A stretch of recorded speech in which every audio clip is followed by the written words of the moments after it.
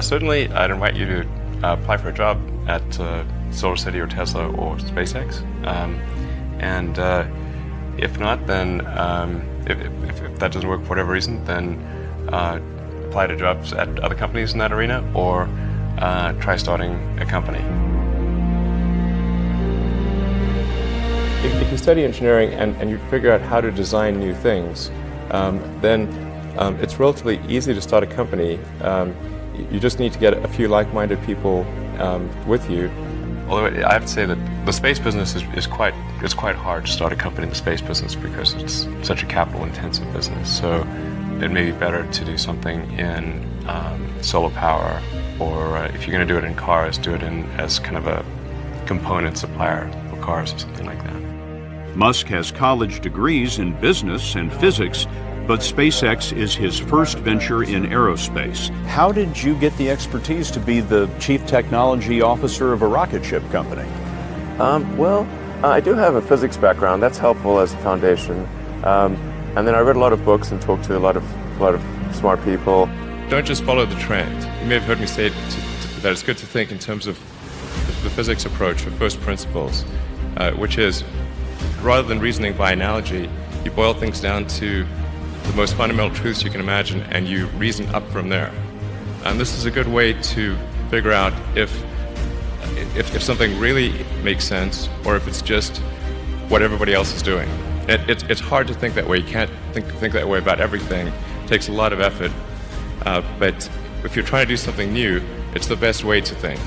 And that framework was developed by physicists to figure out counterintuitive things like quantum mechanics. So it's really a powerful method. And I want to know, what is the one thing that has surprised you about your life? Well, I'm surprised by the whole thing, honestly. I certainly didn't expect to be for any of these things to happen, honestly. Yeah, I just knew I knew I wanted to be involved in technology, and in fact, the only reason I started a company back in '95, an internet company, was because I couldn't get it. There were only a few internet companies, and I couldn't get a job at any of them. So I tried to get a job at Netscape, and sent my resume in and tried hanging out in the lobby, but I was too shy to talk to anyone. And then I was like, okay, well, I guess I'll have to start a company because I can't get a job anywhere. Thank you.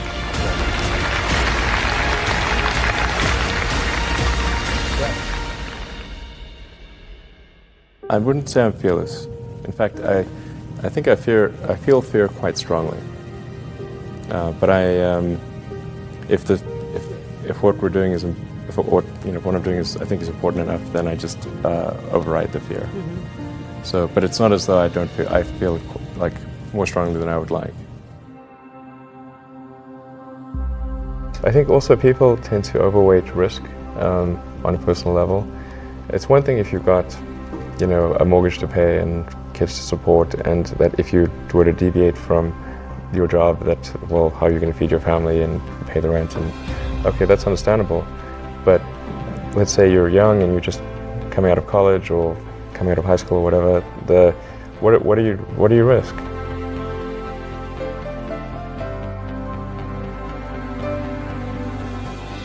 You're not going to starve.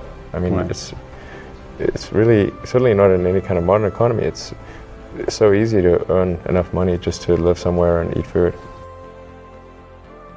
I don't know what are they afraid of? They're mostly afraid of failure, I think.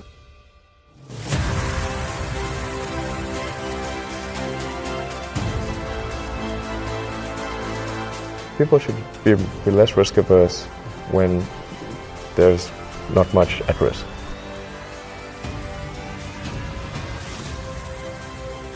What is education? Like, you're basically downloading data and algorithms into your brain, and it's actually amazingly bad in conventional education, because it shouldn't be like this huge chore. Like, the more you can gamify the process of learning, the better.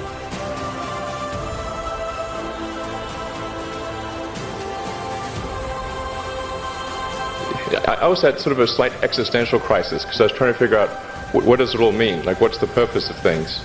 And I came to the conclusion that if we can advance the knowledge of the world, if we can do things that expand the scope and scale of consciousness, then we're better able to ask the right questions and become more enlightened, and that's really the only way forward.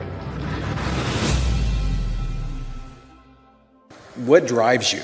What is it that when you wake up in the morning, do you see a problem and you want to solve it? The thing that drives me is that I want to be able to think about the future and feel good about that.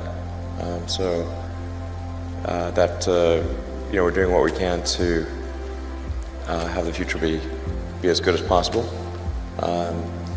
to be inspired by what is likely to happen, and to look forward to the next day. That's what really drives me is trying to figure out how to make sure that things are great and going to be so, and that's the underlying principle behind Tesla and SpaceX. Is that I think it's pretty important that we accelerate the transition to sustainable generation and consumption of energy. It's inevitable, but it matters if it happens sooner or later.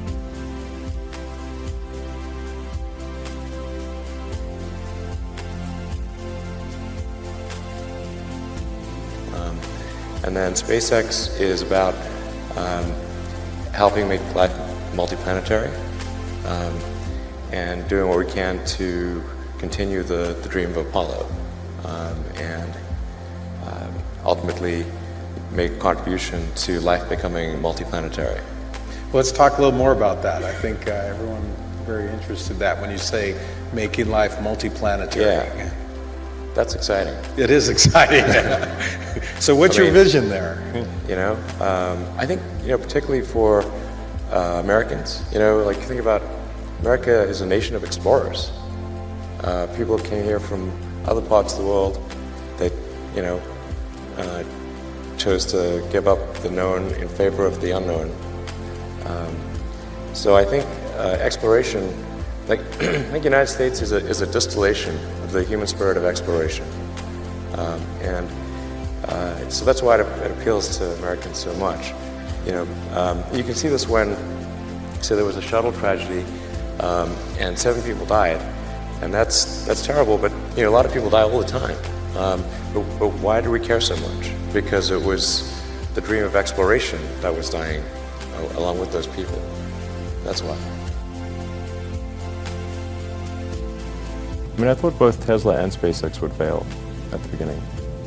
You thought? Yeah, sure. Really? Of course. But nevertheless, you put all your money in that. I expected to lose it. Well, technically, what I thought was, well, I'll take half the money from PayPal, and if I lose half of it, that's okay. But then, of course, the companies encounter difficulties and then have a choice of either let the company die or put all the money into the companies. And so I really didn't want the companies to die, so I put all the money in the companies.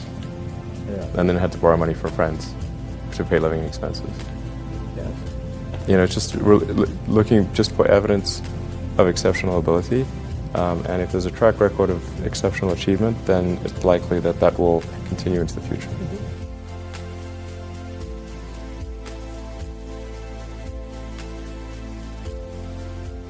Well, it really depends on the stakes. If the stakes are high, if it's really important, then I will overcome the fear and just do it anyway. But essentially, I just drive overrides fear, but I feel the fear. It's kind of annoying. I wish I didn't. Okay. I wish I felt it less.